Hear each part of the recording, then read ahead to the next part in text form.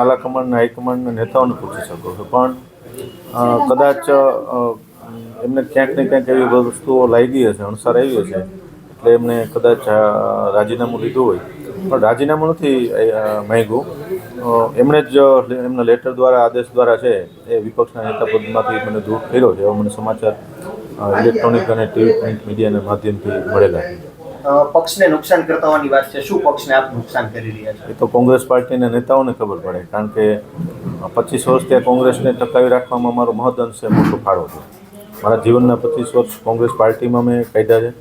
કોંગ્રેસને ટકાવી રાખવા માટે ખૂબ તાકાતથી જિલ્લામાં કામ કર્યું હતું. કોંગ્રેસ પાર્ટી જિલ્લા પંચાયતમાં પણ જ્યારે તૂટતી હતી ત્યારે જિલ્લા પંચાયત ટકાવી રાખવા માટે અમે ખૂબ મોટો સહયોગ અને અમારું શક્તિઓ છે એ કામે લગાડી હતી.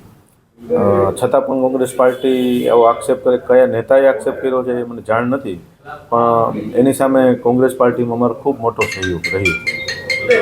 અર્જુનભાઈ, ખાસ કોંગ્રેસને બચાવવા માટે આપે તનતોડ મહેનત કરી છે, ડિઝાઇન લગાવી દીધી છે, પરંતુ એવી કઈ ઘડી એવી કે આપે કેસરીઓ ધારણ કરવો પડશે, શા માટે? સમગ્ર ભારતમાં એક આખું ધર્મમય વાતાવરણ છે.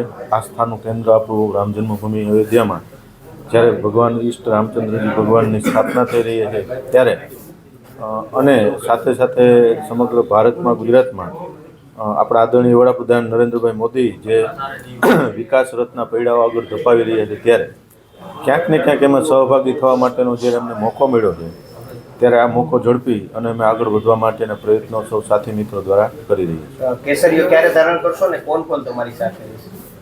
જિલ્લામાંથી, તાલુકામાંથી ઘણા બધા કાર્યકર્તાઓ આવી શકે, જિલ્લા પંચાયતના સભ્યો પણ આવી શકે, સહકારી ક્ષેત્રના આગેવાનો, સામાજિક આગેવાનો અને સંગઠન સાથે જોડાયેલા ઘણા બધા મિત્રો એવા છે કે એને અમે આદરપૂર્વક સ્વીકારશું. આવવા માટેના જે પ્રયત્નો કરે એને માનભેર છે એ સંગઠનના નેતાઓ સાથે વાત કરી અને સરસ રીતે સ્વીકારી. અર્જુનભાઈ, કોંગ્રેસ છોડવાનું મુખ્ય કારણ શું?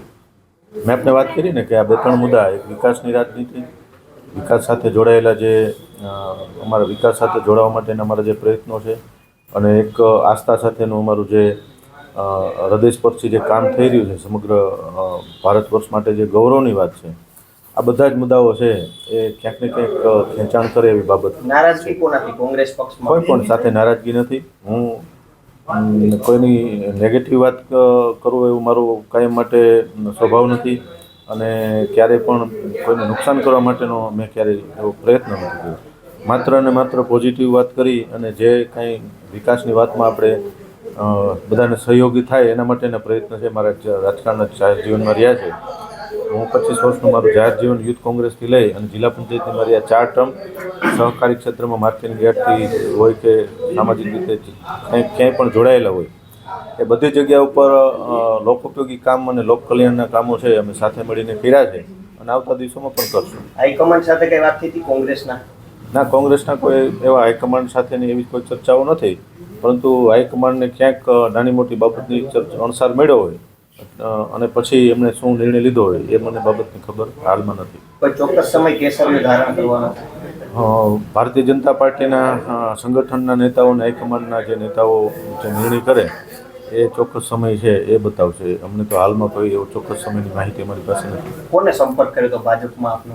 ભારતીય જનતા પાર્ટીમાં નીચેના સંગઠનના આગેવાનો જે છે સંગઠન સાથે જોડાયેલા, એ સંગઠનના તમામ આગેવાનો છે એમની સાથેનો સંપર્ક, અમારી સાથે ચર્ચા, મિટિંગ અને આગળ તૈયારી માટેની છે. એ મિટિંગ ગઈકાલે ને આજે પણ થઈ. છેલ્લો સવાલ, લોકસભાની ચૂંટણી નજીક આવી રહી છે, કયા પ્રકારે મહેનત? ચોક્કસ, મેં આપને વાત કરી એમ વિકાસના કામમાં સહભાગી થવા માટે લોકસભામાં જે કાંઈ પાર્ટી જવાબદારી આપશે એના માટેના પૂરા પ્રયત્નો કરશું અને પૂરી રીતે છે એમને સમર્થન આપી અને પરિશ્રમ લગાવશું.